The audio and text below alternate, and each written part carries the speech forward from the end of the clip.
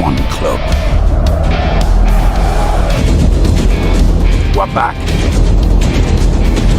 The time is now.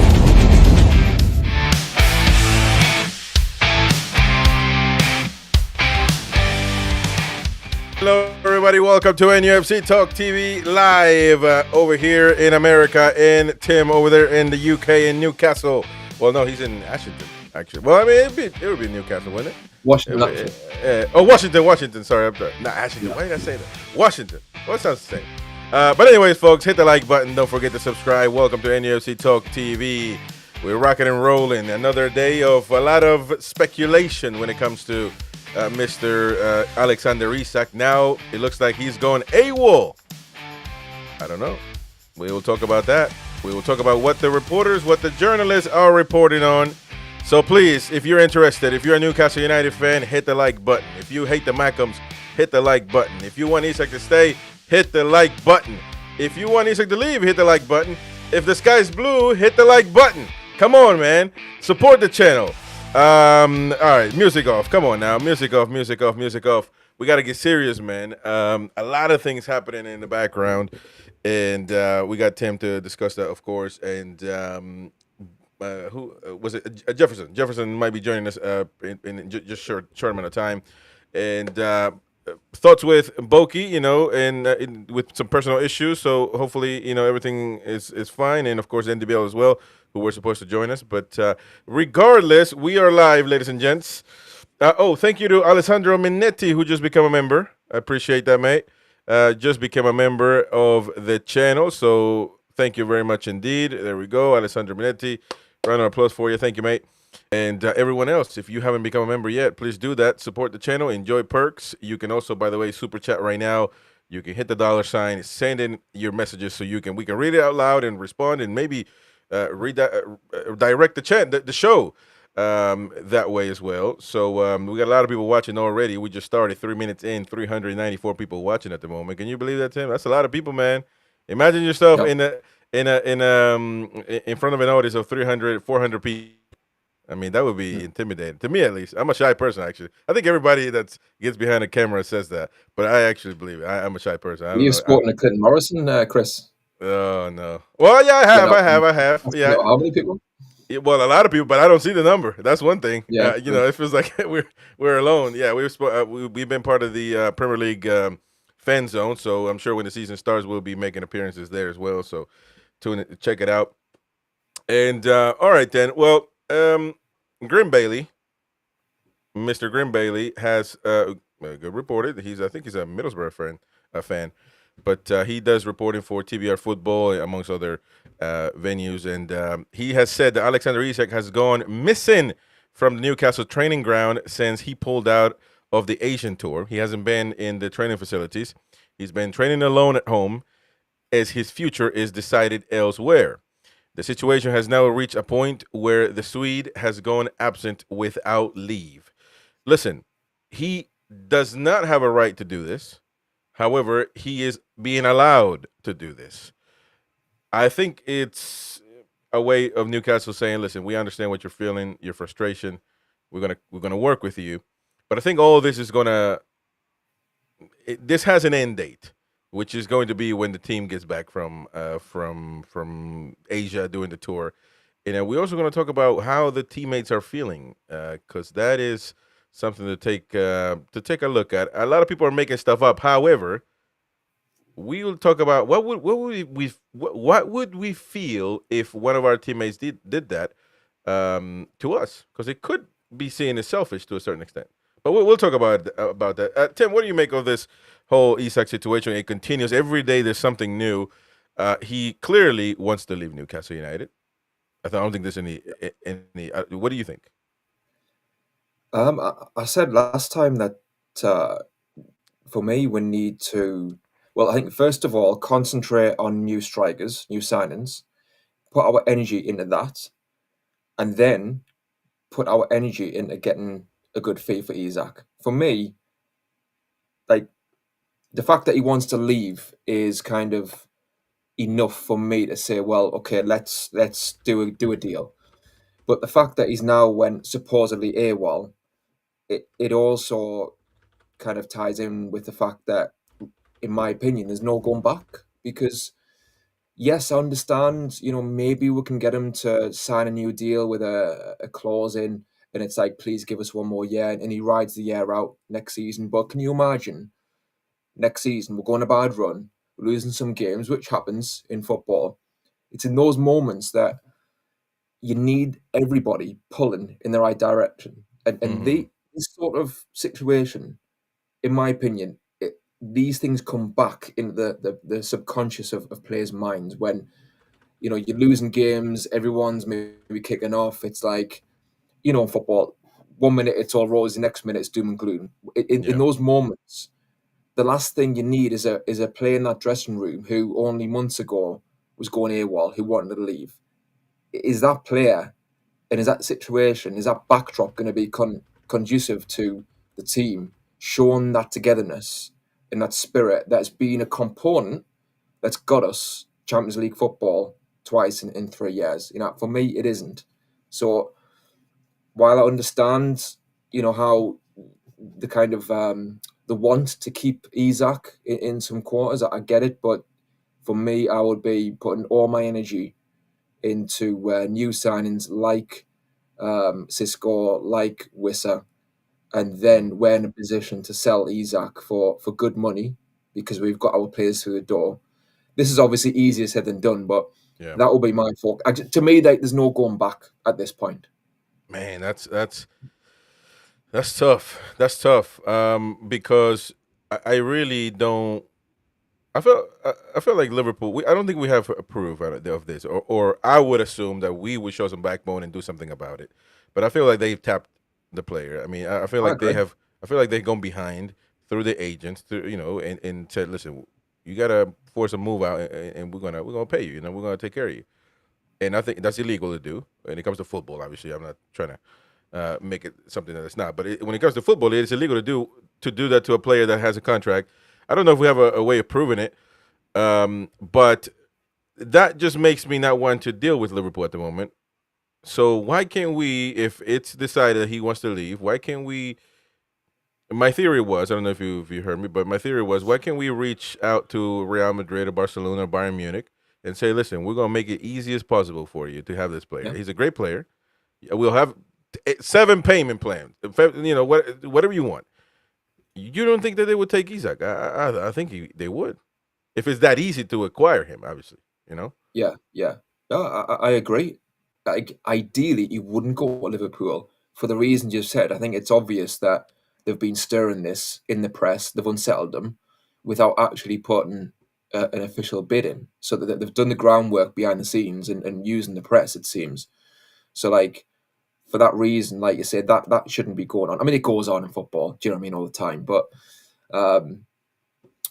for that reason and the fact that we're supposed to be trying to chase teams like Liverpool, the last thing I'd kind of ideally do is sell him to them if he's going to go.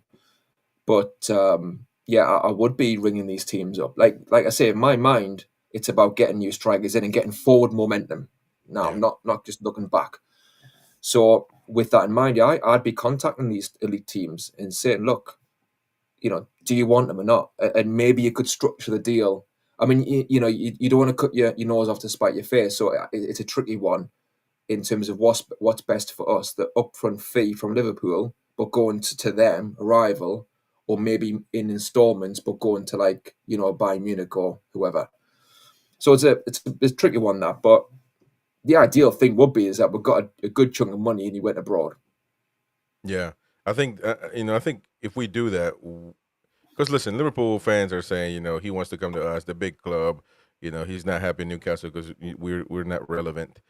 But that will be proven, I think, if a big club is persuading Isak, like a Barcelona, Bayern Munich, Juventus, Real Madrid. He would choose them over Liverpool. In my honest opinion, I may be wrong. But I think that there's no way that that he would choose Liverpool over those teams. And I think, listen, I've gotten too many. I'm not being by the way, mean towards Liverpool or bantering for no reason. I listen. I think, in my opinion, they're the biggest club in England. Now we can argue Man United or whatever, but I think they have proven it with titles. But that's a discussion for another channel. RCM Football, by the way, subscribe to that one. We talk regular football on there. But I feel like we've done wrong. I don't, with the player, they didn't have to do that. And he's contracted. I don't think that people take that people don't care about contracts anymore, which is sad. But again, my example, if Isak broke his leg, which he's been hurt many times, if he broke his leg, we would have to pay him and honor his contract. We couldn't say, yeah, you're hurt, you can't play, so we can't pay you. So I feel like it's a players' football world nowadays, and it's a travesty, don't you think? Yeah, it is, and the amount of power that players have now, it does make contracts kind of meaningless at times, and there is a part of us, and maybe in a different situation, I would be thinking, no, tell the player that that's his contract and that's that. No one forced you to sign this, so you've got to honor your contract. Right. I just think with the situation that we have now, where we actually need to sign players, and that the fact that we would get a massive fee for them makes me lean, towards the fact that we need to just act and not have that sort of Waste time attitude towards Isak. I mean, I think with these, I know that the chairman supposedly is came in, flew in, and he wants to speak to him and try and get this all sorted out. I mean, I've got a few things maybe to say in terms of, around the chairman flying in and doing that, because I think, coming in and knocking heads together could have been done a lot earlier than this. Oh yeah, the horse is bolted. That's a good point. We got some breaking news, actually, ladies and gents. I know I've seen it in the chat, but I had to get it confirmed that, and I want to get your take on this. It looks like Romano is giving it a here we go. One of his favorite here we goes. Aaron Ramsdale to Newcastle. Here we go. Deal in place with Southampton for the goalkeeper. Buy option clause also included in the deal. Heavy loan fee and a salary covered by Newcastle, as David Ornstein is reporting, along with obviously corroborating Fabrizio Romano. Ramsdale will travel for medical later this week. So that is the breaking news of tonight's show. Smash the like button, please. Come on, help the channel grow. We got a lot of people watching at the moment. It is hot. The kitchen is hot, Tim. Ramsdale joining Newcastle United.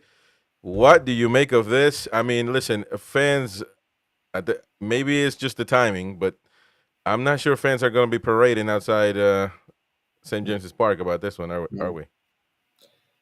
I'm not a massive fan, personally, of Ramsdale, so he's not one I would have went for. I think the only thing I would say is, if we want to play out from the back at times, then it's obvious that Nick Pope isn't the keeper for that.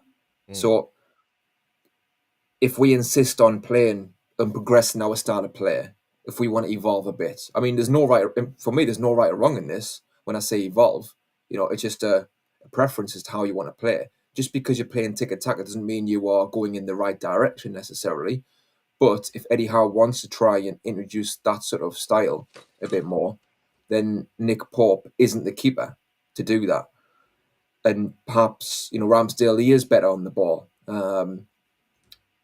But I mean, he has got potential, and he has shown a lot of promise at Arsenal at times. So I'm not saying he's been absolutely useless.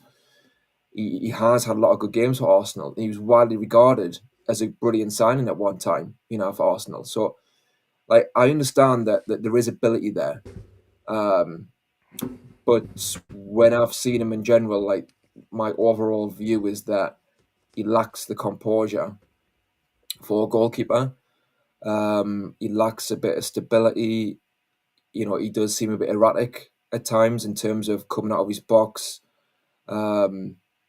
Maybe in terms of leaving angles free for strikers, one-on-one. So there's work to do there, So, I mean, could you have played Dubravka if you want to just play off the back more? I mean, again, if you're not going to do that, though, and you want to be more pragmatic, then Nick Pope is the better keeper, and he's the man, because he is more stable in terms of keeping goals out in general, apart from when it's bouncing on a wet pitch, that is. But in general, he'll be more secure, I think. So it'll be interesting to see who is number one if Ramsdale or when Ramsdale's here. Yeah. Well, that is the big question because now some of the chatters are, I don't know where they've seen it, but you know how this goes. It's pretty quickly that Pope, Man United are interested in Pope, but they are also linked with, right now, as I saw, Donnarumma, who it's again, today in this world, everything is linked, is leaked pretty much. Why couldn't we have the audacity to seek a Donnarumma, who is a very much established goalkeeper? If we want a goalkeeper, I don't think that's our problem right now. But we chose that goalkeeper is something that we need to reinforce. Why can't we seek, the top targets? I mean, I get it. We went for Ekitiki, but Donnarumma, like, you wouldn't put Donnarumma is not one of the greatest goalkeepers right now in the world.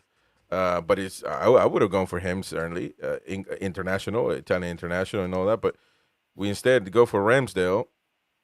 I'm not too sure, as you said. I'm just not sure that he can get the job done. So I don't know. Maybe did we go to it just to close a deal to do it? I don't know. Eddie Howe's had him before, hasn't he? I think was he at Bournemouth? I'm not sure, but again, maybe Eddie Howe is looking at any kind of. He knows him from when he was younger, and again, it goes back to maybe Eddie Howe wanting somebody who is receptive to his coaching, and one of the things that Howe is quite strong about is getting players through the door who A, really want to be here, and B, want to learn, and it all adds to the sort of togetherness as well, and everyone being on the same page. So maybe he's thinking along those lines. And like I said last time, this sort of the mentality of having these players who want to learn, who want to fight for each other, who are the right characters, like that has served us so well. As in, like, we've got, Champions League twice out of 3 seasons. We've won silverware. That kind of character of the players that we've bought has been an element of the success. And it's not the be-all end-all, but it has been an element. So as a fan, while I look at Ramsdale, he's not my cup of tea, but I have to respect the judgment in terms of that's something that maybe he's looking at. Yeah. At the same time, I agree, Chris. I think Eddie Howe maybe could look at the likes of Donnarumma. I mean, I say that maybe we have, maybe not everything gets leaked. Maybe we've been quiet and it's came back saying, no, he's not interested. He wants a certain wage that you can't afford, because he would have been brilliant. That's true.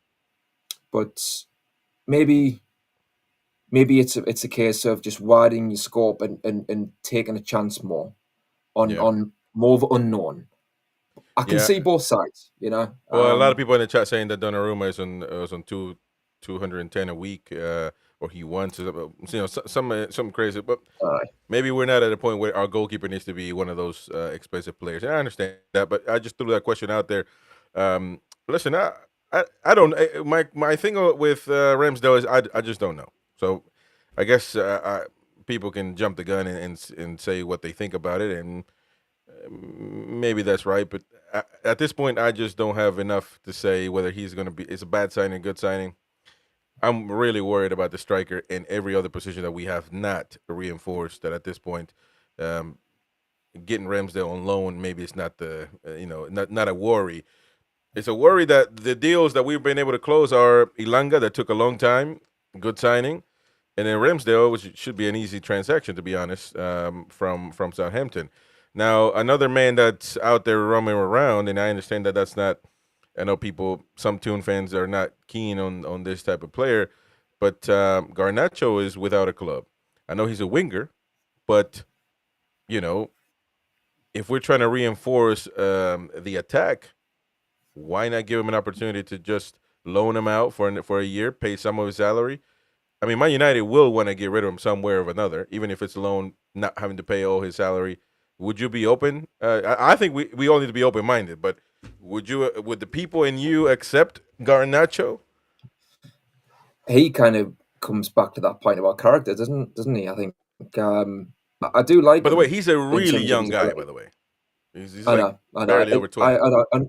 yeah, exactly. And I think um, under somebody like Eddie Howe, who can maybe get into his head, perhaps then he can bring out his potential. And I think with Garnacho, um, the only way I can see a way for him at Newcastle is if he was to play kind of number 10 off the striker. Right. And even then, we might not play that formation because you got Barnes and Gordon on the left. I wouldn't play Garnacho ahead of those two. I mean, I've been a critic of Gordon, but Okay. while they're at the club, I think there's no need to sign left winger, and that's where Garnacho normally plays. But if he could have the ability, I think, to play off the striker if we want to go in that direction, off a Sesko potentially. So maybe there's room there. But I think if we can get Wissa, I know that's more of a Yeah. short-term, medium-term signing, but I like Wisdom.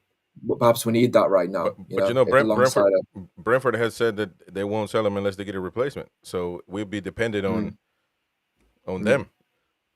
It's unfortunate because he wants to join Newcastle, but there's nothing really we can do.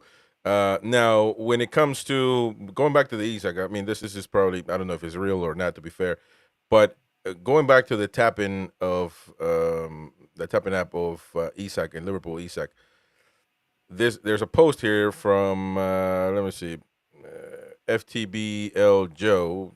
It's an account, the Toon related for the most part.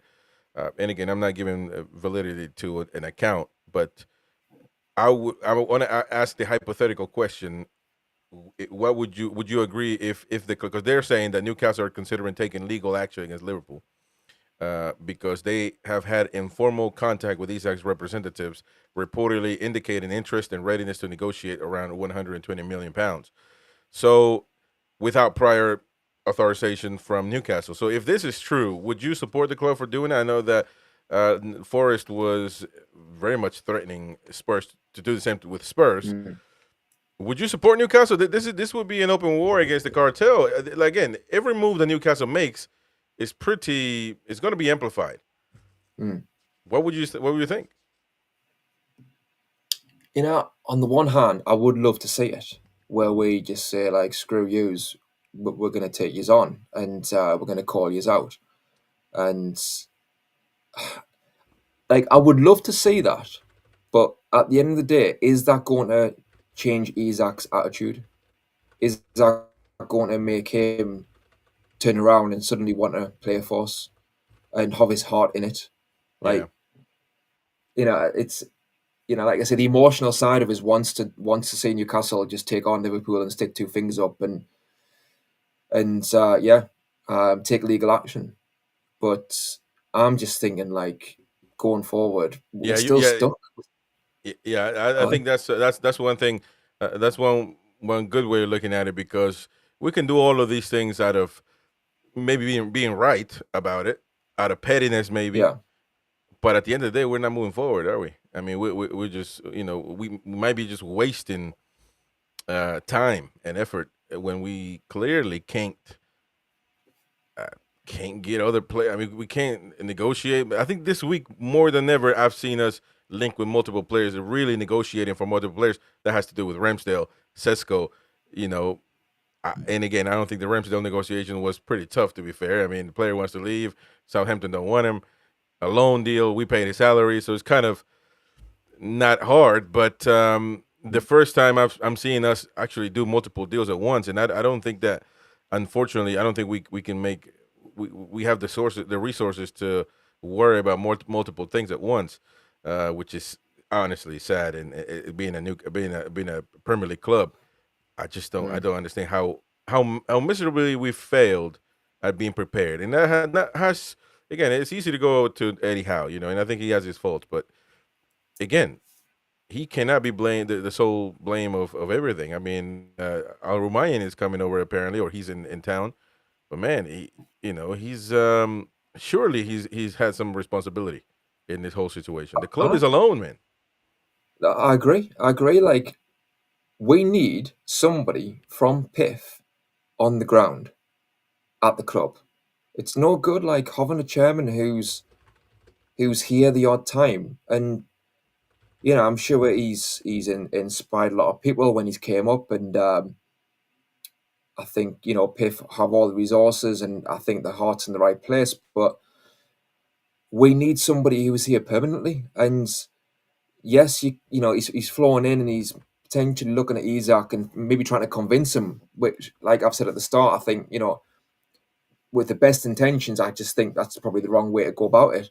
I think we need to be looking forward and getting the momentum forward for new players coming in and getting the money for Isak. But I think the chairman, yes sir, could he not have flown in like 2 months ago or 3 months ago and insisted that we get everything in order in terms of a CEO, in terms of a DOF, and really get the ball rolling.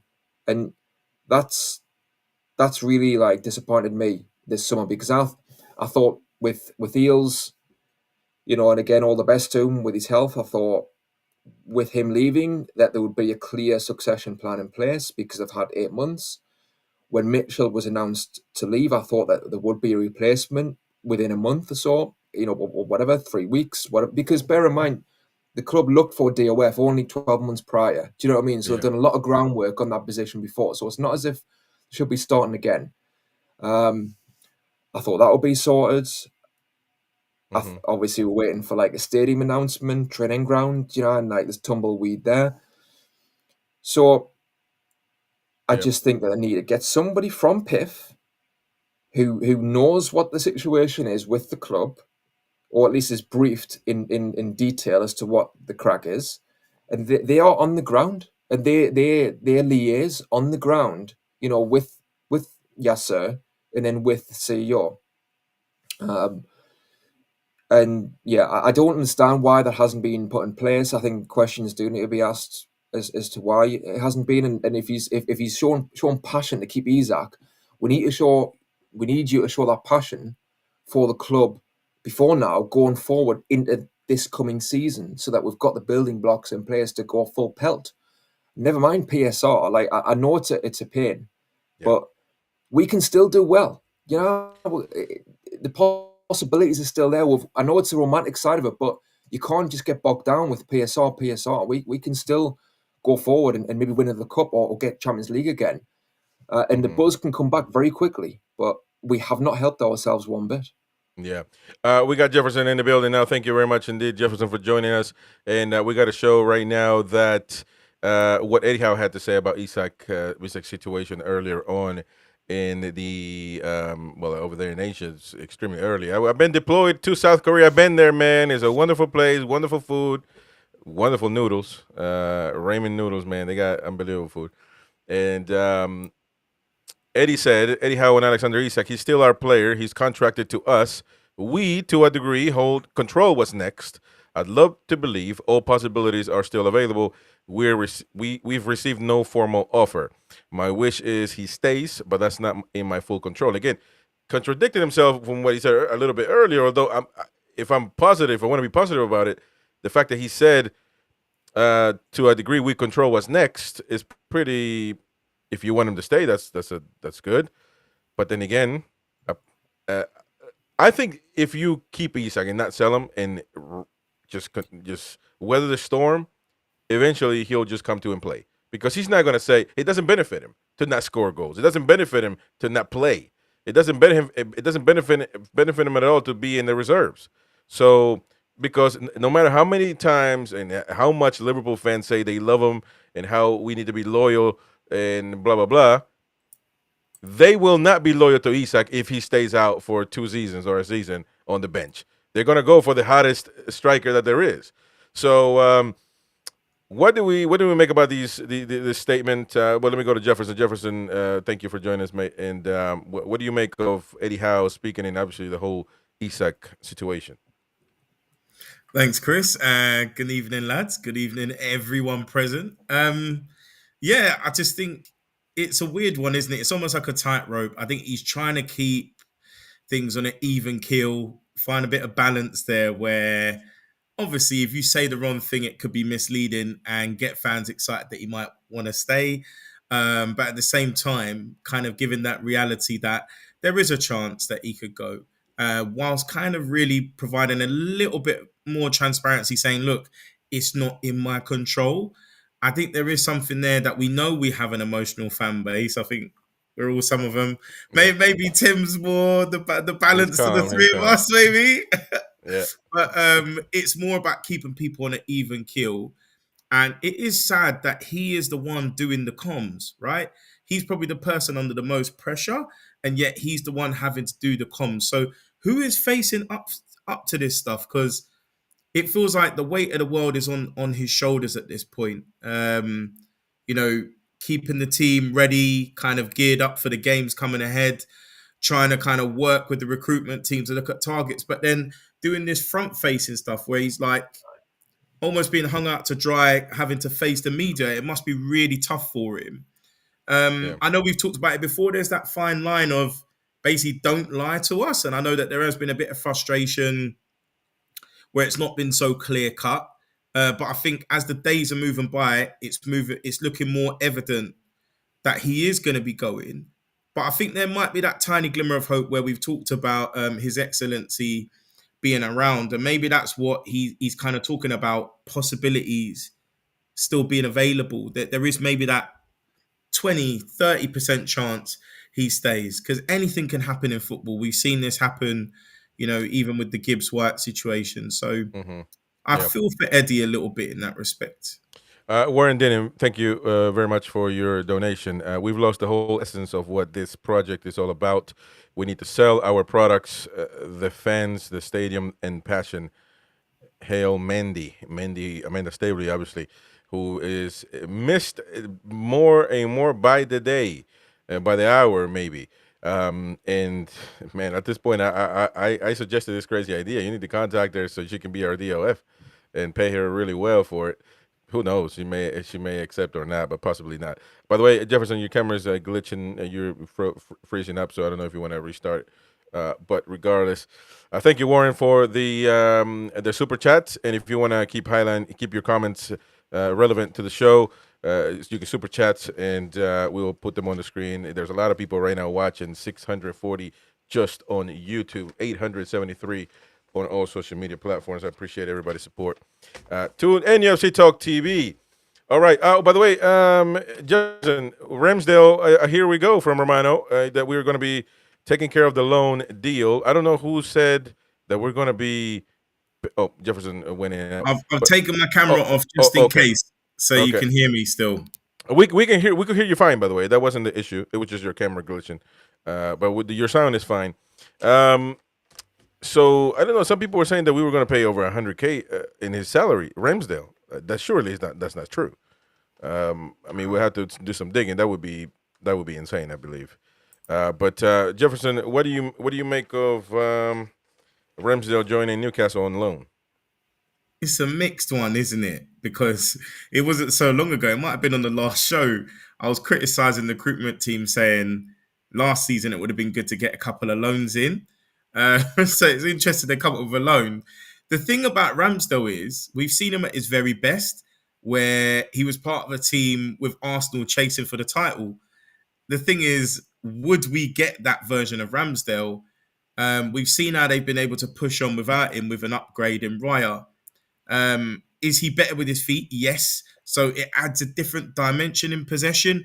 We've seen, unfortunately, sort of how tricky it is for Pope.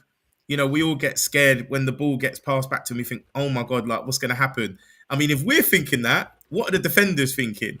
So it could be a positive signing in that respect. And it might allow the team to kind of have a bit more confidence playing it in the back, from the back rather.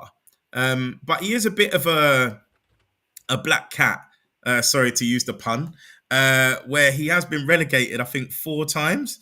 Obviously, I'm not saying we're going to get relegated, but could it be a negative omen for us? I hope not. But I think on the basis he plays with his feet, it would arguably be an upgrade from Pope. I know that might be a bit disputed though. Well, by the way, and I want to ask Tim now this question, because I know you and your brother, and we had many conversations how football it's been tiki-taka based, but Newcastle United, under how this preseason, this first 2 games, we've been adamantly playing from the back. I mean, you know, in situations, especially the last game with Arsenal, I mean, we were trying really hard to play from the back, scary at times. What do you make of that? I mean, we've gone from, I don't know if that's going to continue, but we've gone to very rapid and wing-based to playing from the back, tiki-taka style. Aye. I haven't had time to catch up with the game, but I did hear about that. And for me, it's not my thing. Like, I just think more often than not, you play yourself in trouble unless you've got Man City's players, basically. And to get those players, like, you're going to have a lot of money. And it's a building process. So, like, honestly, it depends on the how it plays out. So you can try and play tiki-taka, but if it leans over to the scenario where you are dicing with death and you are so fixated with the philosophy, so much so that you will be willing to give up a one-on-one chance just to get the ball to your fullback, sort of thing. And I don't agree with that. Again, maybe there's no right or wrong way, but at the same time, right, if he wants to, like I said at the start, if he wants to progress and evolve the player, Eddie Howe, then it does make sense why you get another keeper in, and perhaps maybe why you compromise a little bit with somebody like Ramsdale.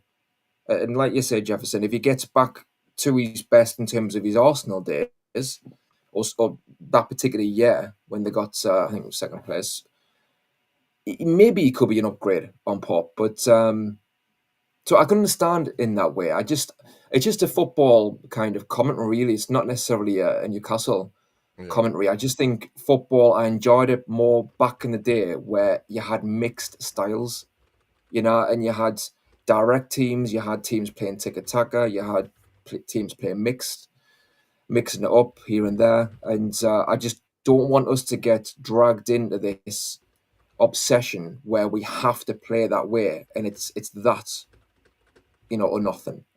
So that's my only concern with tiki-taka, if we adopt it. True. All right. Eddie Howe earlier on today said that he didn't want to talk about Ramsdale as a player that he knows, but didn't want to talk about him. Let's listen to a clip from earlier today. As always with me, you're going to get a very straight back.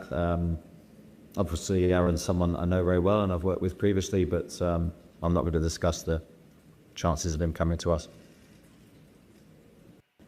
All right, that was pretty straightforward then. Well, I guess if he tells us he can't talk about Isak, then that's good, because we'll keep him, I guess. I don't know. But, surely he knows. I'll just say one thing, Chris. I know I've hopped on a lot, but, no, you're fine. Just to what Jefferson said as well,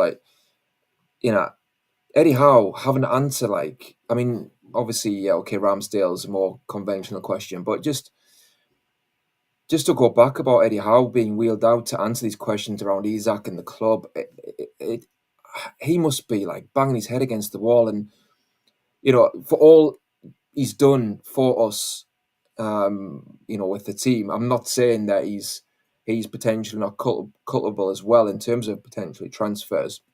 I think it's a collective, but I think the overarching issues with the start of the summer and not appointing the relevant positions and having to answer these questions in pre-season when his focus is on the team and he hasn't got the bodies to the door that he wants and needs. Like I said, he just must be banging his head against the wall.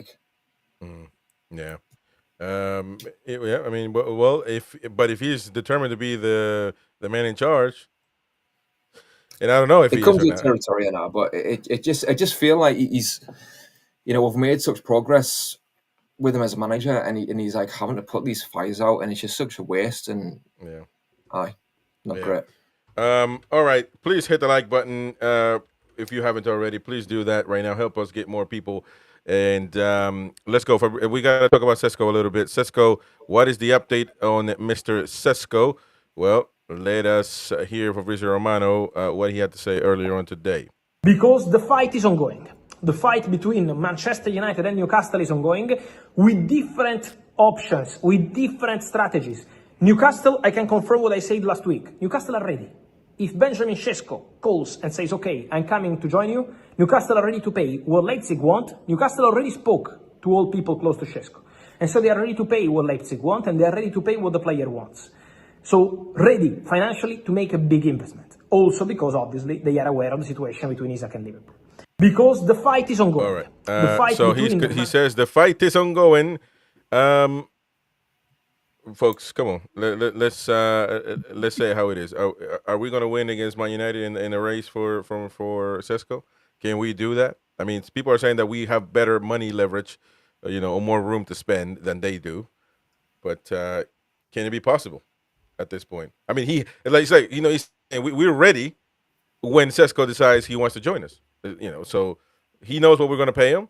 In Leipzig, we agree on the fee. Now he has to choose. How long do we wait? Because the clock's ticking. So go on then, Jefferson. You know what makes me laugh about Fabrizio? How many times has he gone, Newcastle, no way. No way. As I say, no way, Newcastle. I just feel like he's always ready to kind of just embarrass us a bit. Well, it's not embarrass, but, try to put us down or whatever. So I take what he says with a grain of salt. I'd say Ornstein, maybe Percy, a little bit more so. But in terms of Sesko, at the end of the day, if Isak is going out the door, there is more wriggle room with PSR. So we should be able to afford, on the basis of getting anything between 120 and 150, whatever Sesko is asking for. So I can't imagine it being too much hesitancy around the wage structure, because he would be a marquee signing. So then you have to be kind of appropriately matching that. You can't be like, yeah, here's our star signing of the window, but you're only giving him 150 grand. Like, that makes no sense. So I think the key is, if we know that the sale of Isak's going through, we have the capital to pay for this kind of transfer along with the wages as well. Let me ask, and I'll ask both of you, and Tim, you start with this one. Is there a possibility, because I've thought about this now, that we already have an agreement to sell Isak, but everything is under wraps so we can get a striker? Can that be possible? I think, well, my hope is that when Eddie Howe was saying, that it's possible he could stay, etc., I think that's what he was alluding to, all options are open. I think it's right that he is kind of coy in that way, because it is about perception. If we come out and say we do not want to sell him, end of story, that's that, then Sesko might not join. Sorry, yeah, we say the opposite. So if we say about Isak that, okay, yeah, we'll let out to the press that we're open to going, that weakens our hand. So Eddie Howe, I think, is right to kind of put all the options on the table as to what could potentially happen. But as you say, Chris, is it possible that in the background we are doing the groundwork to agree to sell Isak, so that we can then obviously do the groundwork at the same time to get Sesko in? And that's what I'd be doing. I wouldn't be doing it outwardly, like I say. I'd do exactly what Eddie Howe said. I'd just be saying, yeah, we don't know, but we want to keep him ideally. The pertinent word, ideally. But we don't know what's going to happen. In the background, I'd be speaking to clubs, asking, look, are you serious or not about Isak? And if they say, yes, we are, then okay, how serious are you talking? And if they give an offer, then you can go from there. And at the same time, like you say, Jefferson, we've already got money anyway to spend, so you can work on the Sesko deal, knowing that the likelihood is you're going to get even more money for Isak. So you can even overpay a little bit if you need to really secure the deal. So that's what I'd be doing. Well, that's interesting. Now, would you think, before Jefferson answers that, do you think we can beat Man United for the race of Sesko?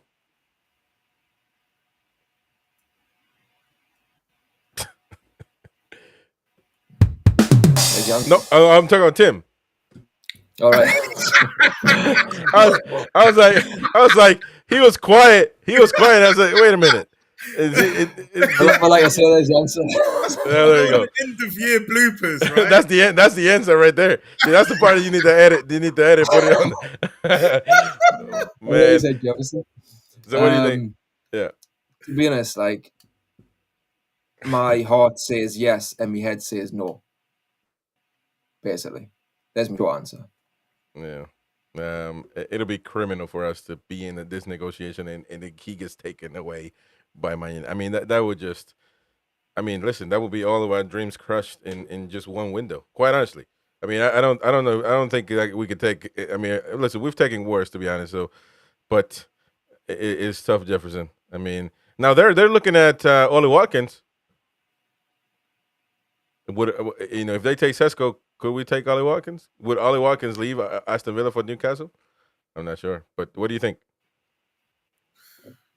Maybe on the basis, I think it's twofold. The basis that we've got Champions League could be the reason why we can hook these players in if they truly have ambition, because Watkins won't want to be playing Thursday nights. In terms of Sesko, he's been in the Champions League with Leipzig. Surely he wants to continue playing in the Champions League.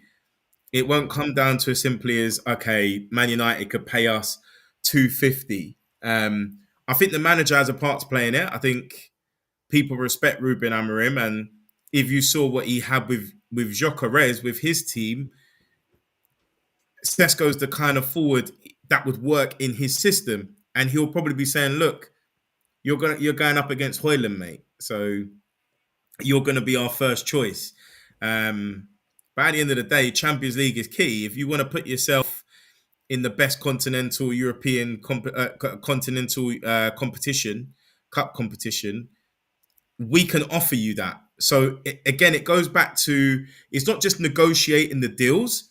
Who's selling the vision of the club? Because we need to pick up momentum in terms of the project. Remember, with Mandy, listen, she gave us the ability to dream, right? Hopes and dreams. So saying we're going to win the Premier League in 5 years, we're going to win the Champions League in 10 years, whatever it was she was saying, everybody was lapping it up, right? It felt real. It was like butter on your toast. Do you know what I'm saying? Like, we were all eating that good. So who is there to sell that dream to these prospective new players saying, listen, you could be a key cog in our wheel that's going to take us to the next level. This is where we want to go. So fingers crossed. Thank you, Hat-Trick, for the super chat. Says Sesko and Wissa over Isak and Wilson any day. All right. Well, interesting. Now, Alex Crook, correspondent for, I think senior correspondent for TalkSport, chief football correspondent, is saying that Man United are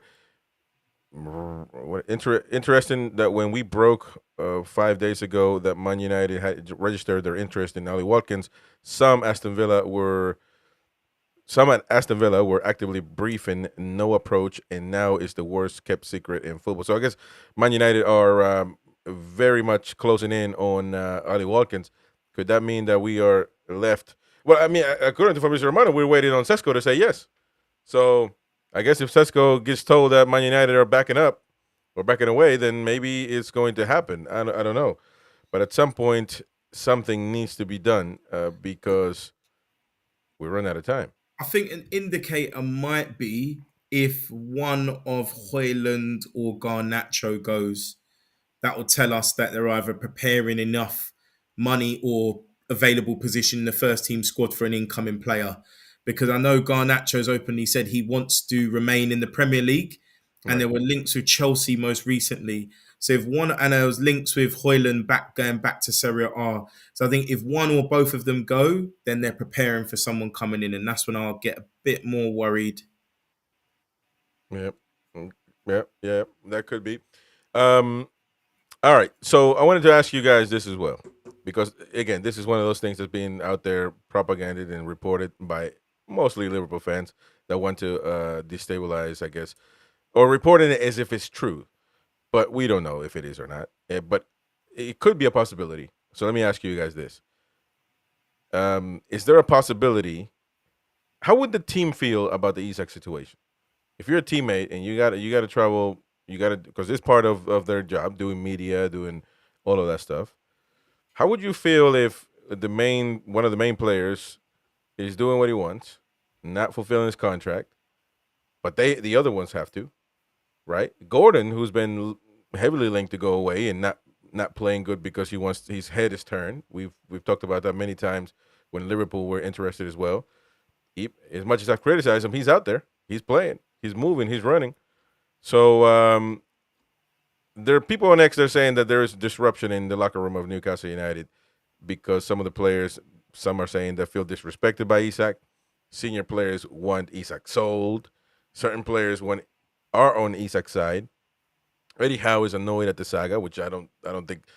I mean, I think that's true. Everybody's annoyed of it, and so I mean, again, none of this we know is true. But how would you feel if you were a player for Newcastle and one of you guys basically? Because one thing is, it's like Luis Diaz. He traveled to Japan with Liverpool. I mean, he was out there.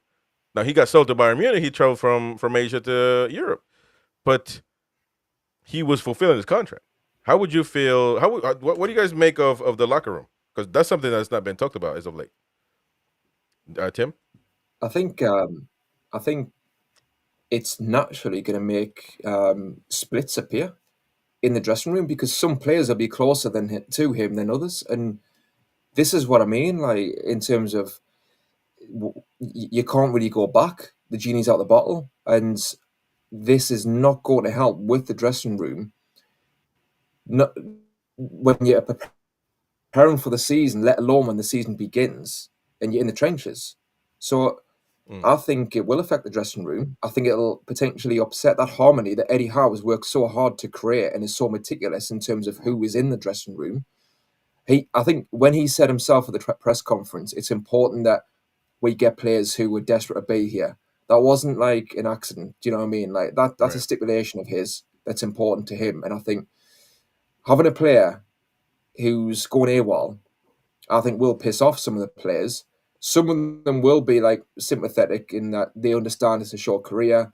And I understand Isak in terms of he wants to play for a team who will potentially win the league in the Champions League. I understand that. But at the same time, when you're going about it this way, that's crossing the line.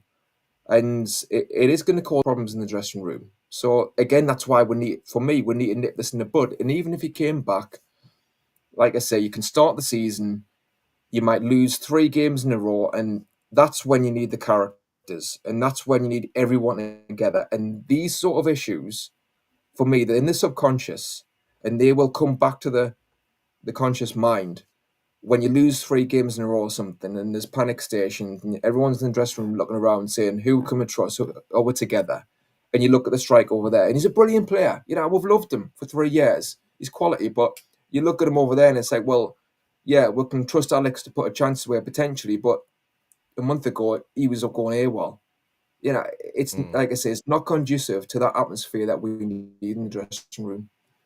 Yeah, that's interesting. Yeah, I thought about it too because I when you looked at it, Jefferson, I thought, well, this is BS. But then I thought about it. I mean, I'm not trying to put validity into this post in itself, but just thinking about it, I mean, there could be some room for some players to say, man, what's up, man? You know, you didn't have to do it like this. You can request a transfer. It could have been just as easy as that. You know, Jefferson, what do you think? Yeah, I agree with a lot of what Tim and yourself saying, Chris. I think it's going to be massively unsettling for the squad because a lot of what we've been able to achieve, Eddie's been really good at galvanizing our team, our squad for the last 3 years. You know, we've been really united, rain or shine, because we've had tough spells and we've been able to get through it to be successful. So it's been a real collective team effort, Isak included. It's not really been superstars or anything like that. It's been a galvanized unit. So it's going to hit some of them really hard.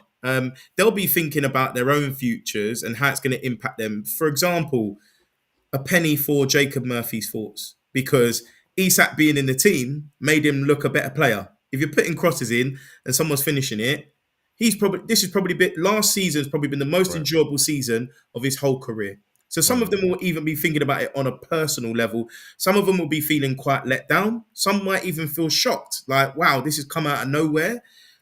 I wouldn't put it past Eddie to be able to turn the situation around if Isak did decide to come back, because I think we have to be very human about it as well and not try and vilify the lad, because we have to understand football is a business and that essentially he is an elite level player. I think you described it the other day, Chris, that basically he's grown bigger than the club trajectory. So that kind of makes sense, right? So yeah, it's going to be a difficult one to manage going forward. It's a case of like a cracks appearing, but I'm just hoping Eddie, not just Eddie, kind of like what Tim was saying, the senior leadership group. Unfortunately, we've lost Callum out of that, but you've still got Jamal Lascelles, you've still got Dan Burn there, whoever else is in the group to try and help the coach stabilize this unsettling situation. Yeah. All right. We'll finish up with what this annoys me, man. It's starting to annoy me now. From Gianluca Di Marzio, who's saying that Newcastle remain interested in Atalanta defender Giorgio Scalvini. What's the remaining the interest? Like, I don't understand about remaining interest. If it's true, what put the money down, man? Exactly. Send the money in. Send the money in, man. We need a center back. And again, I don't think we've talked about this when Jefferson's been here. Well, certainly not with Tim. About Araujo from Barcelona, a massive player with massive trajectory, very much active in current. Has some injuries, but man, we can't. Why couldn't we just? Barcelona are looking to play other players. Why can't we just go in and say and propose and say, listen, man, come over here. You're going to start. You're going to be a key player for us, and get him in. Try to persuade some players. I mean, it's again. My point is always it feels like Newcastle won it all. They want the cheapest players, the elite players for the cheapest price, and it's just not going to happen. So that's just one example. Chris, do you know? I mean, this could be the one time to maybe have Win on because he's normally really good with the finance stuff. He ain't. He's lying to the people. I don't know. He's in the theater somewhere. Maybe you guys might know, or people in the chat. My understanding is is it 170 million in terms of your prize money of being in the Premier League, and then you get a certain amount of money for where you finish in the league. We finished 5th, so I don't know. Maybe it's 15 million, 20 million. I don't know. Then you've got the Adidas money that's come through. I don't know if anyone knows how much that is. Is it 25 million, 30 million? Somewhere around there, yeah. Then even though the Champions League money hasn't come through this year, it will come through next year, which could be a minimum of 40 million. So if you're projecting it over 3 years, so even without any incomings, we've got money. So that's what I don't understand why we're not spending, because we should have money. Yeah. And then you've got the actual, I'm not saying we should purposefully get into debt, but you're allowed 105 million over the 3 years. So that's at least 33 million plus debt. You can add that on as well per year. So what's going on? We've got money to spend. Yeah. No, I agree. I agree with that. I understand. I understand that you don't want to be made a mug of. I get that when you're negotiating, but especially when it comes to now, when you've got the money that you say we've got, to me, it is worth overpaying a little bit just to get the player you want if you rate him, especially if he's young. I understand Wissa, there's maybe less wriggle room that way. He's 29, coming up 29, but with Scalvini, was he 22 or something?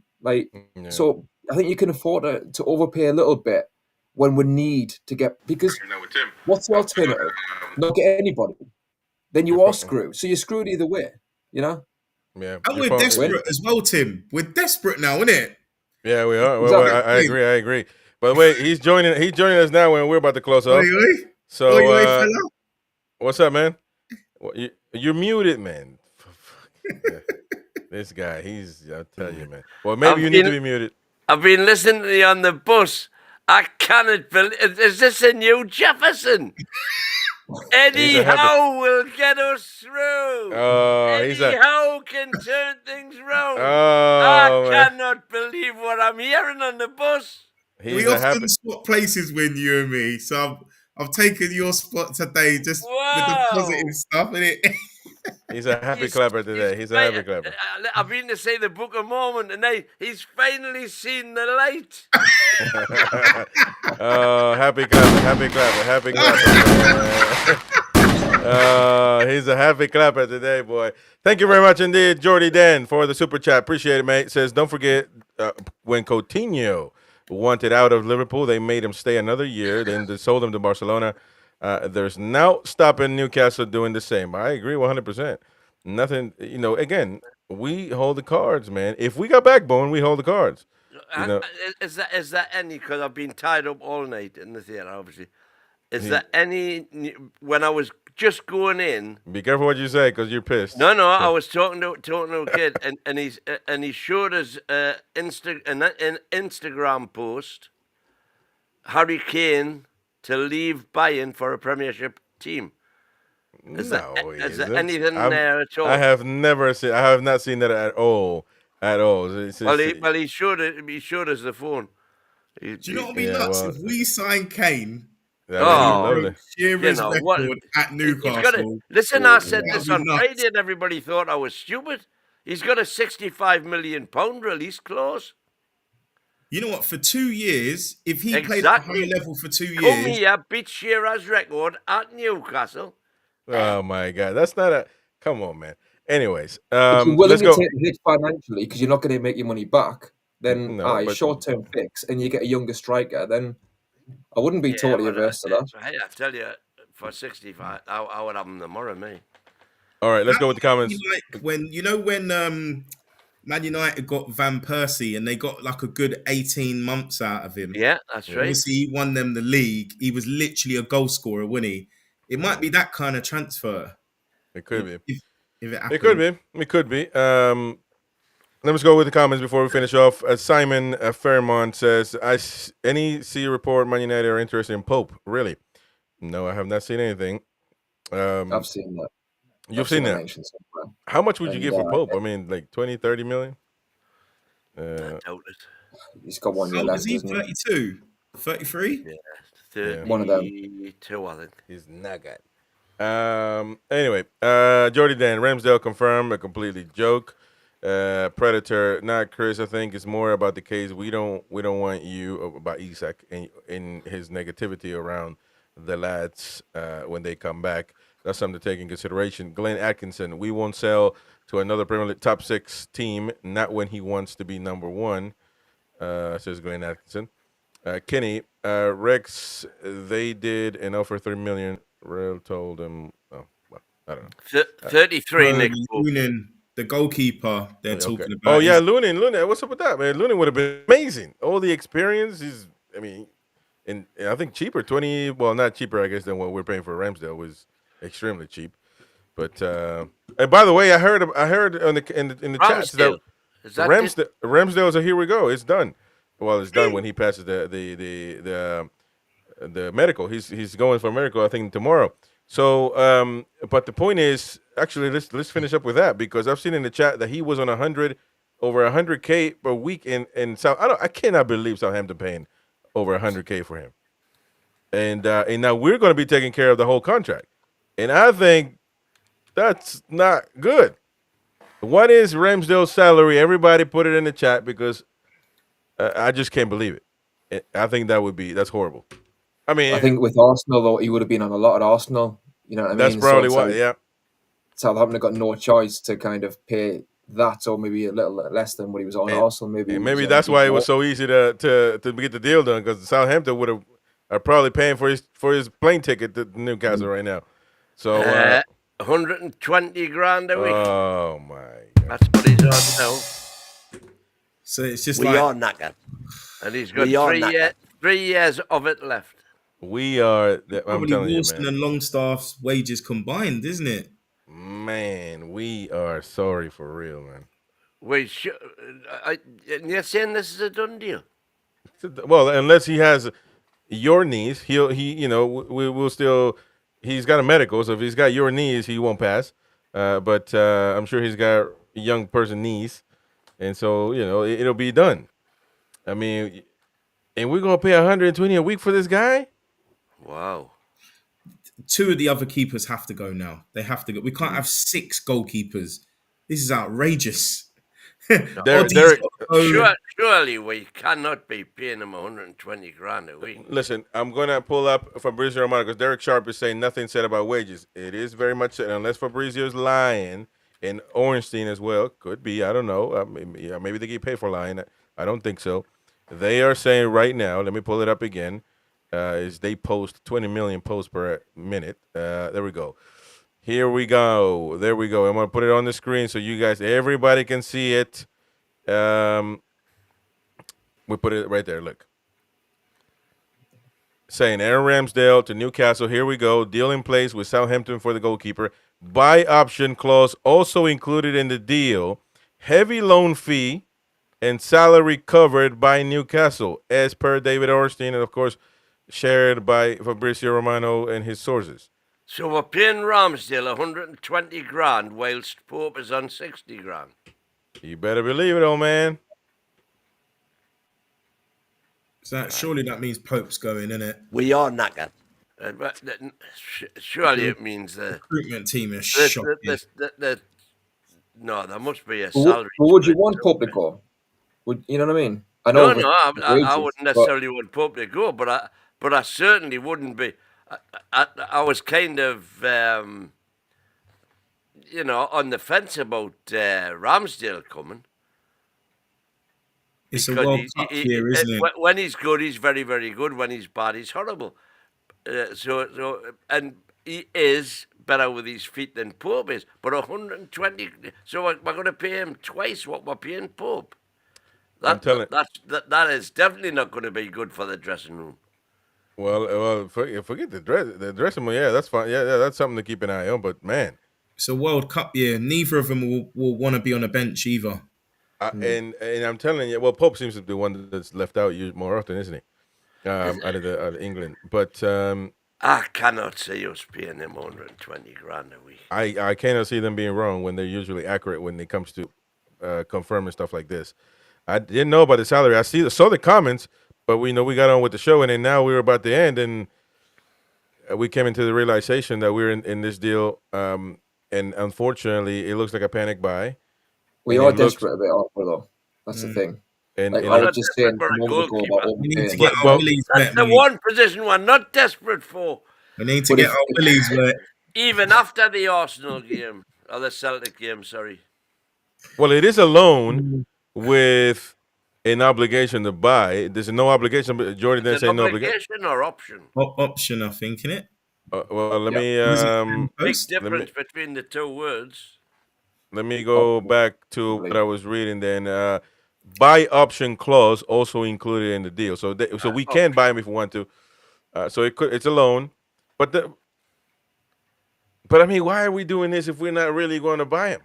And are we actually paying them for the loan, or are we just paying his wages? We're paying his wages. And a loan fee. In a loan fee, yeah. But we are paying a loan as well as paying 120 heavy a week. Romano is saying heavy loan fee and salary covered by Newcastle. What the hell is a heavy loan fee? Where did I see? Yeah, I saw 9 million. I saw 8 million somewhere. I mean, why? That would be crazy.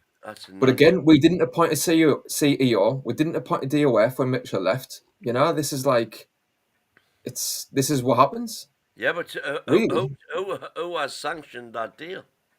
Well, somebody. Eddie Howe. That's the ones you wanted in there. They're in there, man. No, Eddie Howe. Want his if player, Eddie Howe was making the financial decisions, he would have said, "Yay, 60 million, get him." Eddie 90 million, get him. That's what Eddie Howe would have said if he was in. Well, there you go. He said Ramsdale 120 a week, get him. We have to learn from this, lads. But then all of a sudden they've said, yes, Eddie, we'll do that. Well, because it's easy to get Ramsdale. After knocking them back on Pedro. Because it's easy to say yes to. Because it's easy to say yes about Ramsdale. I mean, Southampton are probably playing for his plane ticket to Newcastle. Andy Howe needs to be either demoted, sacked, back to scout, or sacked. Well, when he's the one in charge, man. Why can't you blame the people that's in charge? They need to be because they've underwhelmed. Andy Howe is a scout. No, he isn't.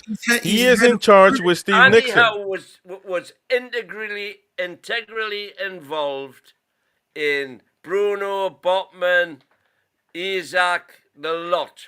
So again, you don't tell me that that he doesn't know what he's doing scouting wise. These players, negotiation wise, he probably I've hasn't told got a you, these clue. players are not scouted players. We agree with you, by the way. They're not obscure players, right? Both Bruno and Tonali played in the semi-finals of the Champions League, so everyone in the world and their dog would have seen them play. Botman played in the Champions League for Lille and won the French league title.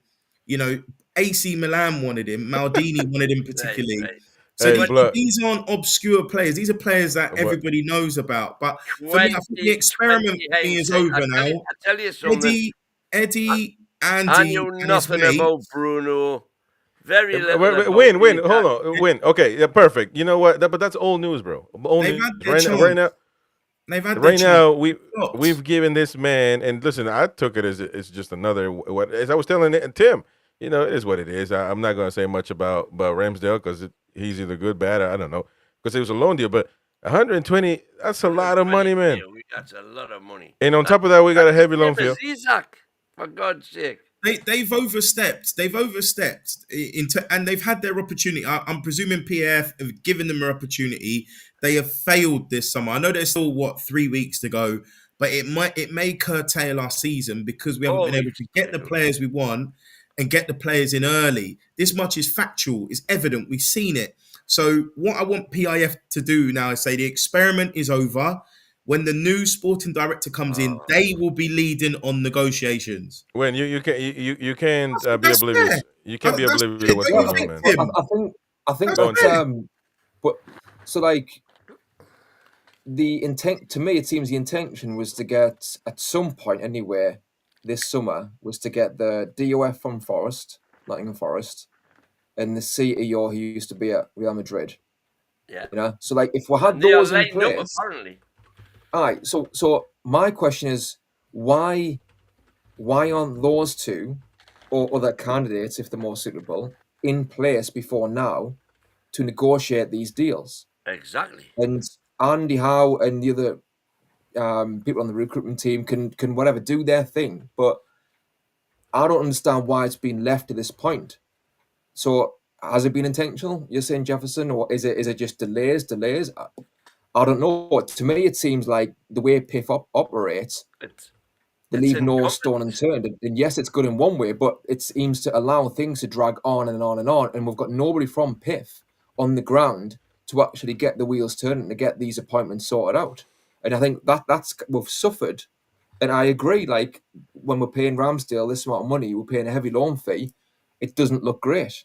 But to me, it just goes back to the start of the summer. Why when this wasn't sorted out to begin with? Yeah, I mean, and again, remember, we were all told, and nobody can deny this. We were all told by Paul Mitchell, the transfer strategy is not fit for purpose, and people were not happy with that. Listen, who are you to say this about our club? Blah blah blah. He's gone, and he was right. You see, Win. What transfer? Again, Win. Old news, man. Old news. What have they produced? That's where he's going back They've to. had their opportunity, and they can't sign anybody. Hold on. Listen. There's the thing. Jefferson, here's the thing, right? On the bus, I'm listening. I said, "Oh, finally!" And then you come on, but you come. Who's the fault? You come on with the delusion. No, straight away. You come on with the delusion. Mitchell, DOF, Eddie. Because we need a sporting director. We need a DOF. For me, listening to you say, Eddie's doing a fantastic job. Eddie is doing a fantastic job. It's not a criticism of Eddie. It's evidential. It's factual, Win. I mean, again, it's speculation, as I know Tim would say, right? But you just try and join up the dots. If Eddie has had that conversation to say, listen, His Excellency, we know what we're doing. We're in the ascendancy now because I've done my bit. We've qualified for Champions League. Let me sort this out for you. I can do this. I've got the right connects, blah, blah, blah. And then you've seen that Andy's been promoted. Fine. Yes. That's his go-to guy. Fine. They've tried. It's not worked. And we were told previously, which must have meant that Mitchell was blocked in certain ways when it came to first team transfers, that the transfer strategy is not fit for purpose. And we're seeing that play out, Win. So unless we see otherwise, we're looking very good, my friend. What we are seeing play out is a total failure from POF. PIF, man. PIF. That's what I said, PIF. I thought you said POF. From a total failure from PIF to appoint the right people. Listen. We're gonna have to. They have some responsibility, Win. Well, 100%, 100%. You know what Gary said the other night? Gary was spot on. Gary was spot on with what he said, that, you know, they should have put the structure in place and said, guys, whoever it is, stop squabbling, get your heads together, work together. And if it's not him, get someone else that the coach can work with, because these arguments have come at the detriment of the club. And I do feel a bit Eddie now, because continuing with Eels. It's all shambles. As far as the director of football, it's all shambles. Listen, Big Yinks, thank you very much. Yeah, but that goes back to hold on, CEO. let me thank Big Yinks. He's important right now. It's all of our fans, you know, so more than Darren Eels at the moment. So Big Yinks, appreciate you, mate. I think Big Yinks, you joined us the other day. I need you to email me because you're a pretty top lad. So I need you to email me at Chris at NUFC.tv. Email me because we need to talk. You look like, by the way, Jean-Philippe Mateta, who I want in the tune. At so, NUFC Talk TV, by the way. At NUFC Talk.tv. Has he got the headgear as well? No, but he looked bald, so he looked just like Jean-Philippe. So, but regardless, we need to talk, mate. And thank you very much indeed for your kind super chat. Appreciate it very much. But get in contact with me. We need to get you. On. Anyway, so listen. I don't know. It just makes no sense. And somebody said it in the chat. A bloke on the street would have gotten. Every time I hear bloke, I don't know. I want to laugh, but it's an English word that I like. But I know it's weird. I'll say one thing, right? I know you're grabbing up, Chris. Right? No, go on, mate. I think, in my opinion, I honestly think that Eddie Howe was open to and is open to a DOF, right? Absolutely. And yes, at the same time, a DOF at one club is different to a DOF at another club, right? So, like, he wouldn't want a DOF who is choosing all the players, who's doing everything. You know, that is obvious. And I agree with that. So it has to be the right DOF. But I do think he was and is open to that appointment. I think Mitchell, the way he conducted himself seemingly, first of all, wasn't the right way to go about things. That was disruptive, it seems, the way he was kind of trying to take charge of the team, if you like, the way he was speaking to the team, the first team. And the way that he went about supposedly the Isak situation. I just think, like, and also as well at Monaco and other clubs, Mitchell's remit essentially was to bring in players. That wasn't going to work with Eddie Howe, because Eddie Howe wants to have the major say. And as the coach who's in the dressing room, whose job is on the line if things go wrong, I totally understand that. So I just think, like, they should have appointed somebody who can, yes, challenge Eddie Howe, but not in a way that's going to be completely disruptive and cause chaos. And I know we went through two now, but I do think, you know, Eddie Howe can work with somebody. We just need to appoint the right bloody man. Do you know what I mean? And like, and have the right CEO in as well. And I think Darren Eales having that connection with Mitchell, I think there's been a bit of a us against you sort of thing going on there potentially. You know, I think there needs to be a neutral outlook on this instead of this kind of, like, you know, partnerships here, partnerships there. And according to Eddie worked with Ashworth. No, he didn't. Come on, when? No. Anyway, we gotta go. By the way, it looks like the heavy loan deal is £4 million, from what people are reading, maybe on Ornstein's article. So I guess if that's heavy, I don't know in football, but $4 million. They're relegation side as well, so I don't know. Why do we have to pay them anyway to loan somebody? Thank you, Big Ying. Thank you very much indeed, Big Yinks. Another super chat. Statement in our recruitment. Hold on, let me. I got it, mate. Don't worry. Let me just get the damn super chat thing here. Big Yink says there is a heavy British sentiment in our recruitment. We need foreign DOF to push back against this. Our recruitment is not fit for purpose. That is 100% true. Right now, the recruitment is not fit for purpose. The transfer strategy is not fit for purpose. Nothing is fit for purpose up front up in the offices because there's nobody to make it fit for purpose. There's nobody there. You ain't got a CEO. There's no CEO. There's no DOF, and there's nothing. This looks like a club that's going broke, that has no money.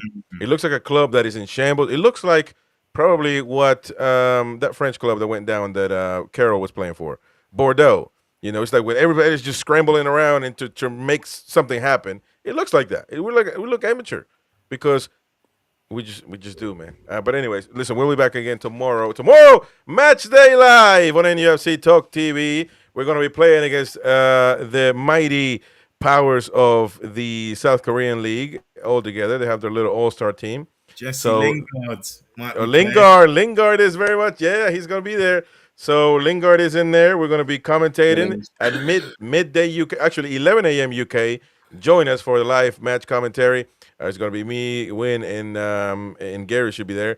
So, join us. And we have a full day of live match. We'll be covering news. We'll be talking about the match, of course, reacting live, reacting after full time, where you can come on and have your say about it. And again, it's not about the result, but it's about the performances and how we're starting to see these things where Eddie Howe is starting to play from the back, tiki-taka style.